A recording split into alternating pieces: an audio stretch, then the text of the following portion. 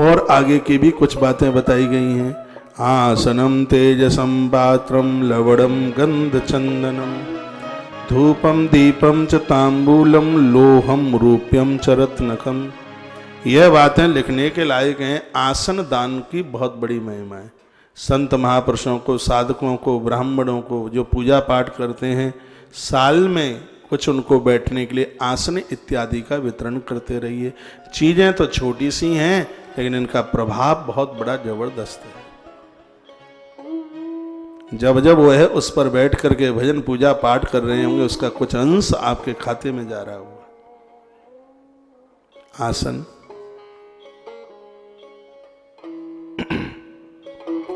तेजसम संस्कृत का शब्द है। तेजस शायद आप में बहुत कम लोगों को पता होगा कि तेजस किसे कहते हैं। इसलिए तो संस्कृत भाषा बड़ी मजबूर, बड़ी मलूक है। घी का पर्यायवाची शब्द है तेजस। चाहे तो घी को जलाइए तो भी तेज बढ़ेगा और चाहे घी को खाइए तो भी तेज बढ़ेगा। इसलिए संस्कृत में घी को तेजस कहा गया है। कल या आज सुबह हम बोल रहे थे ना कि दूध में 1 चम्मच घी डालकर उसको फेंट कर आप पी लें, 8 घंटा आप फावड़ा भी चलाओ तो भी वह मेहनत आपके ऊपर कोई ऐसा असर न दिखाए कि आप थक गए। घृत का इतना बड़ा प्रभाव है। ये जलाने में भी फायदा करता है।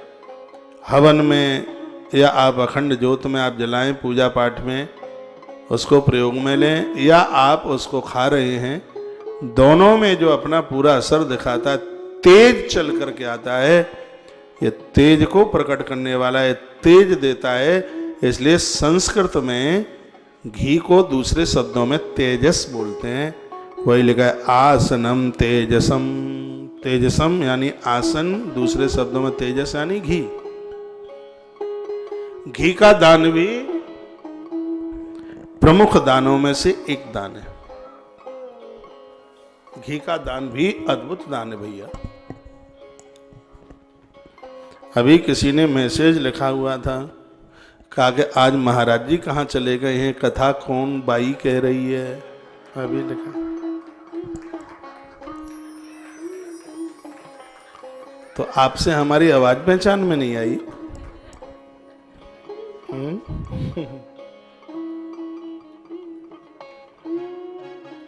बोलो बांके बिहारी लाल की जय हो। श्री हनुमान जी महाराज की जय हो। जय जय श्री राम श्री राम श्री राम श्याम। आसन का दान कीजिए, तेजस घी का दान कीजिए। जहां मठ मंदिरों में ज्योतें जलाई जाती हैं, हवन यज्ञ होता है, तो उसमें आप दान कीजिए, घी का दान कीजिए।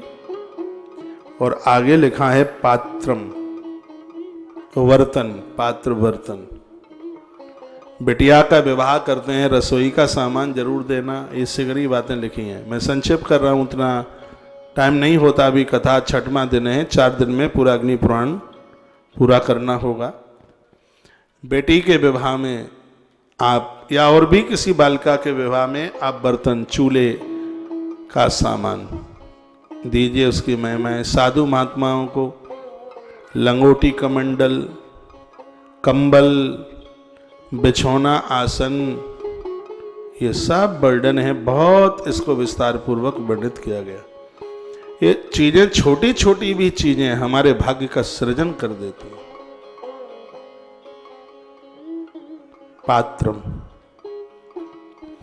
इसलिए तो तुलसीवन आश्रम ने आपके माध्यम से दुनिया भर के कमंडल बांट दिए और अभी चल ही रहा है। जो भी साधु महात्मा आ जाते हैं, कहते हैं हमने तो सुना था महाराज जी कमंडल बटे, हम तो रह ही गए, क्योंकि हम तो वृंदावन के बालुकड़ पे रहे। हमने कहा कोई बात नहीं, अभी तो कमंडल धरे हैं, तुम ले जाओ एक। हाँ, महाराज जी ये बैठे हैं, हमने इनको भी पूछा था महाराज जी कमंडल तो नहीं चाहिए। ये बड़ा अच्छे महात्मा है भदौरिया जी, संग्रह ही नहीं करते।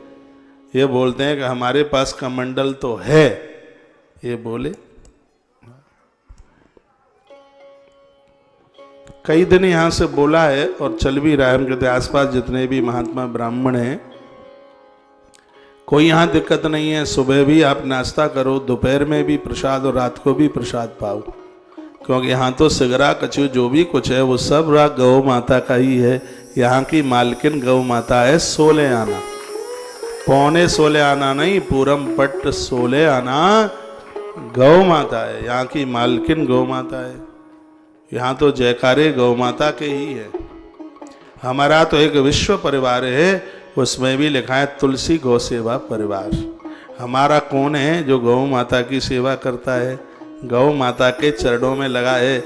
ना करोड़पति है हमारा, न लखपति है हमारा वह है जो गौ भक्त है, और जो गौ भक्त है वो सनातनी जरूर होगा, सनातनी है वो गौ भक्त जरूर होगा। धर्म को बचाने में 4 नाम प्रमुख हैं, उसमें एक हमारी गौ माता का भी तो नाम है उसमें। तो आसनम तेजसम पात्रम, आसन दीजिए, घृत दीजिए, साधु महात्माओं को ढूंढिए, ये पूजा पाठ धूप बत्ती इत्यादि आरती करते हैं, उन्हें कहीं कोई जरूरत हो उन्हें देते रहिएगा।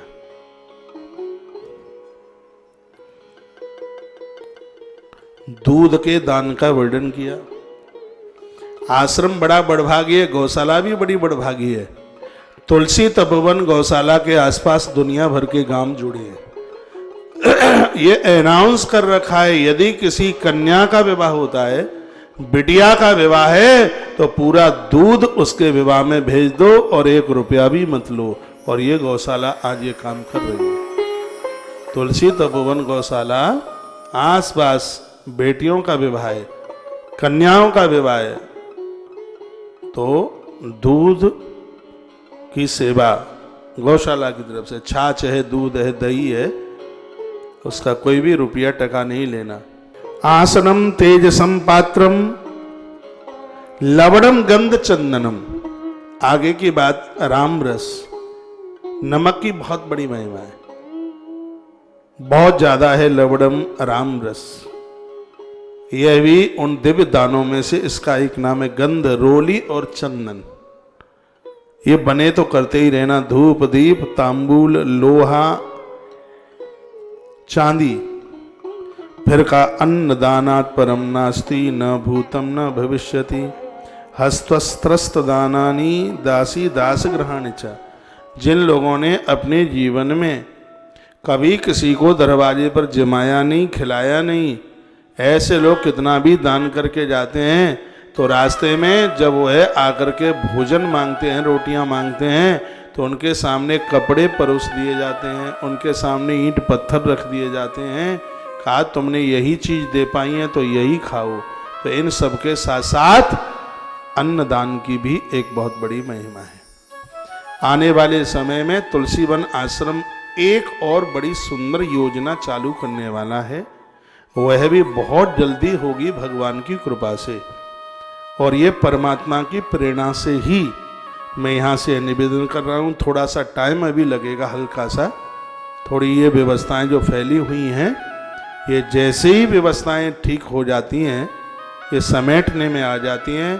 तुलसीवन आश्रम भगवान की कृपा से प्रतिदिन 1 लाख रोटी लोगों को प्रसाद रूप में ये वितरित करेगा। ये संकल्प तो हमारा पुराना है, 5-4 साल पुराना। तो ऐसी एक अक्षय मशीनें यहाँ पर लगाई जाएंगी, और उसके ऊपर दास ने तो काम करना शुरू कर दिया है। हमें तो अपने जीवन में यही करना है, और क्या करना है, यही करना है। और उसके लिए व्यवस्थाएं हमने शुरू कर दी हैं, और ये सिर्फ यहाँ से कहने ही वाली बात नहीं है, ये काम बहुत जल्दी ये करके दिया जाएगा।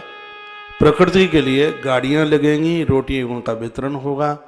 ऐसी ऐसी जगह पर, ये तो मैं पूरा ब्रज एरिया पूरा घूमा हूँ, ये मुझे पता है, मालूम है कि आज कहाँ अन्न का इतना अभाव है, जहाँ एक टुकड़ा भी खाने को नहीं है। भगवत कृपा से देश घूमा है, तो ऐसी व्यवस्था को लेकर वह भी बहुत जल्दी, और उस समय हम बात बोलेंगे कि हाँ अब चल रही है राधा रानी की रसोई, अब चल रही है गौ माता की रसोई।